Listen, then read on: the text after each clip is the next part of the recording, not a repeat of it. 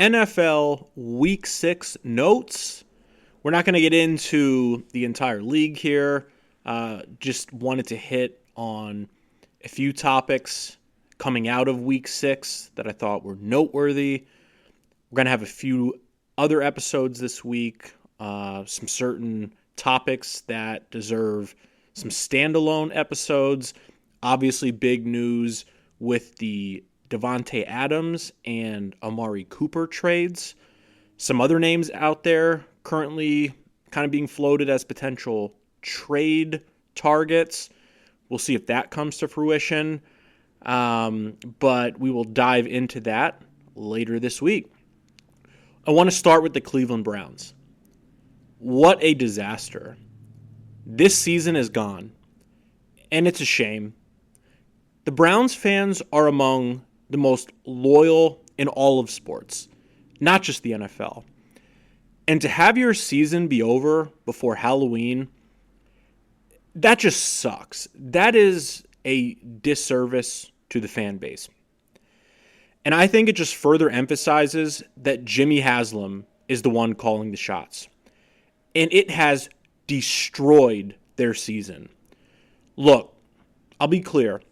If you own the thing, then yes, you absolutely have a right to weigh in on decisions within the organization. It's your money. It's your team. But this is not a small business here. This is not a family restaurant. This is not an excavating company.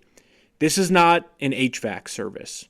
Because in those spaces, high probability, the owner of said business is a subject expert and therefore knows what it takes to run that business. In professional sports, that is generally not the case, and that is why the best owners and the most well-run, consistently winning organizations have high-level people successfully managing the football operations. And with the Browns, it's weird because they do have that. Andrew Berry is a hell of a GM, and Kevin Stefanski is a top-notch coach. But then Haslam undermines them. And now you have one of the more talented teams in the league sitting at 1-5, going nowhere fast. Not going to get into Jerry Jones on this episode, but in terms of the more meddlesome owners in Cleveland and Carolina, not a great start to the year. They are a combined 2-10.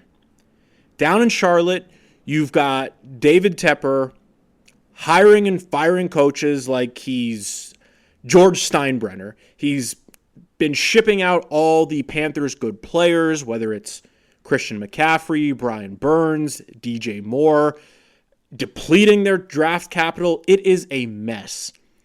And in Cleveland, you have a top 10 roster. If you would go position group by position group, excluding quarterback, this Cleveland roster stacks up really well against pretty much most teams in the league. And 2024 has become a waste. You only have so long to keep a strong roster together. In a hard-capped sport, time is of the essence. And in Cleveland, think about this. Kevin Stefanski won Coach of the Year his first season with the Browns in 2020. He took them to the playoffs. He had to coach a playoff game from his couch after the positive COVID test. They beat the Pittsburgh Steelers, a division rival, on the road with their coach back in Ohio on his couch.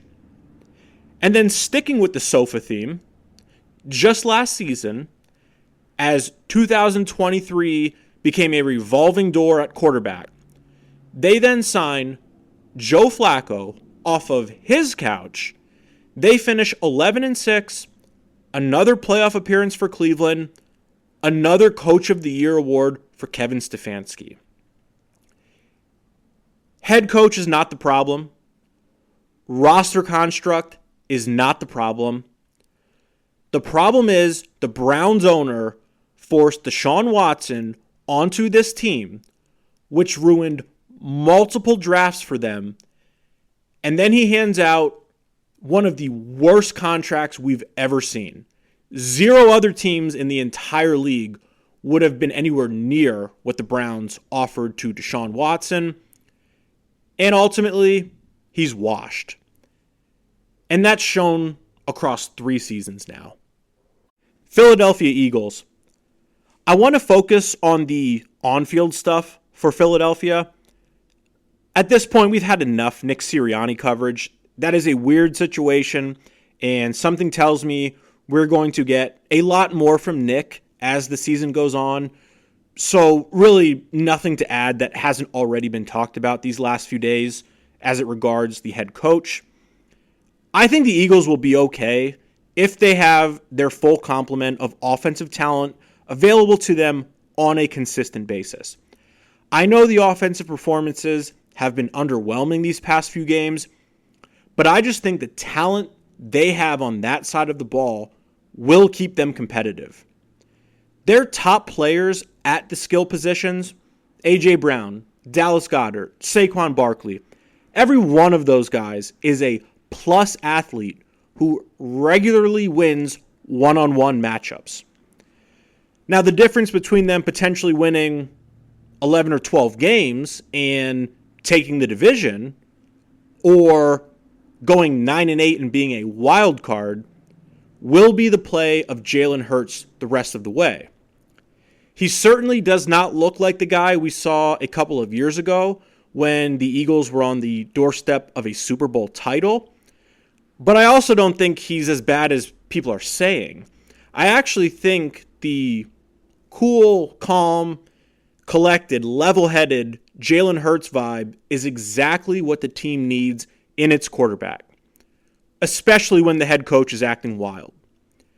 And for all the negativity that seems to be surrounding this team at the moment, they have, next to Derrick Henry, arguably the best free agent acquisition of this past offseason in Saquon Barkley.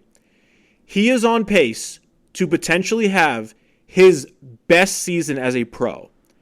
He has added a tremendous value to their offense. If Barkley can stay healthy, there will be a game, or perhaps multiple games, where you're going to look up at it and go, if the Eagles don't have Saquon Barkley, they do not win that game. And there are not many running backs out there you can say that about. For the Eagles, Saquon Barkley is going to be the difference maker. Denver Broncos. Don't be fooled by the score in the Chargers game last week. The Broncos got their asses kicked in their building. The 2 touchdowns they scored came well after the Chargers already had the game in hand and they were playing soft defense. I cannot stand that, by the way. When teams have a big lead and then just go into this mode of let's contain and not give up the big play, and almost without fail, it ends up in garbage time stats and TUDs for the inferior team. And that's what happened on Sunday. The game was over at halftime. Bo Nix, at halftime, was 3 of 10 for 22 yards passing and an interception. The guy who the Broncos drafted 12th overall this past year. And earlier this season, while they did end up winning a sloppy game, he was 7 of 15 for -7 yards against the Jets going into halftime in week 4. Look, I've said this before, and I'll admit, probably would not have been quite this late, but I said Nix should have been a day 3 pick. And in fairness to him, had he not gone in the first round this year, he very likely would have went in either rounds 2 or 3 on Friday. He most likely would not have been available in the 4th round or later. But my point is, when you draft a quarterback that high, you cannot afford to miss. And that player has to show that they can be a difference maker. They have to be the reason you turn a loss into a win. And I don't see Knicks being able to do that. They are 3-3, so from a record standpoint, it's not bad. But this team is not winning 9 or 10 games. I think they are more likely to get maybe 6 or 7. I think they would have been better off focusing on positional players, signing a bridge guy at quarterback, and drafting a quarterback in this upcoming 2025 draft. When you do not have explosive playmakers, you need your quarterback to elevate the offense. And Bo Nix is just not the player who is going to be able to do that. Now, you drop Bo Nix onto the Houston Texans. He's obviously not going to be as good as CJ Stroud, but he could manage through a few games. I just don't understand the reach there in terms of the Denver Broncos. I think 2024 is another lost year for Denver, which is a shame because, much like the Cleveland Browns, they have a really strong fan base. The defense is playing really well. I just struggle to see how the product they are putting out there on the offensive side of the ball is going to lead to wins. I think the 2024 Broncos are much closer to the team we saw against the Pittsburgh Steelers than what we saw in Tampa. Dallas Cowboys. I'm going to have to eat it on this one. I said just last week that Dallas could potentially jumpstart their season with a road win against Pittsburgh. And as ugly as that one was, they got it done. Dak comes through on 4th down with the pass to Tolbert. And a win is a win, especially against a top defense on the road. But to then go back home and get dominated for the 4th straight game in your own building, that is not what good teams do. Mike Zimmer and this Dallas Cowboys defense needs to figure it out, and figure it out quickly. Otherwise, this 2024 Dallas Cowboys team is done. Heading into the week, I thought we would be breaking down a competitive game between Detroit and Dallas. The big rematch of that late season game from last year. And then the Lions just destroyed the Cowboys. I am not sure what is going on with Dallas and that stadium, but the last 4 games they've played at home, they have been thoroughly embarrassed. Those games were over before halftime.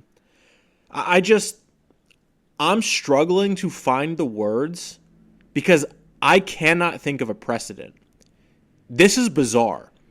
I understand they're really banged up on the defensive side of the ball, but injured or not, you cannot be losing by 40 at home. What was that? Aaron Jones averaged almost 6 yards a carry against them in the wild card game last year, scored 3 touchdowns. They had no answers for him, no answers for Jordan Love, and they got smoked. Week 2 this year against the Saints, Alvin Kamara, basically the same stat line. And then Derek Carr, who completed only 11 passes that afternoon, made them count. 243 yards and 2 touchdowns through the air. Week 3 against the Ravens, Derrick Henry, who, I would remind you, per Gerald Jones, the Cowboys could not afford. 6 yards per carry, 2 touchdowns. And then this past week, David Montgomery, 6.7 yards per carry, 2 scores. Jared Goff, 18 for 25 for 315 yards passing, 3 touchdowns. Dallas never had a chance.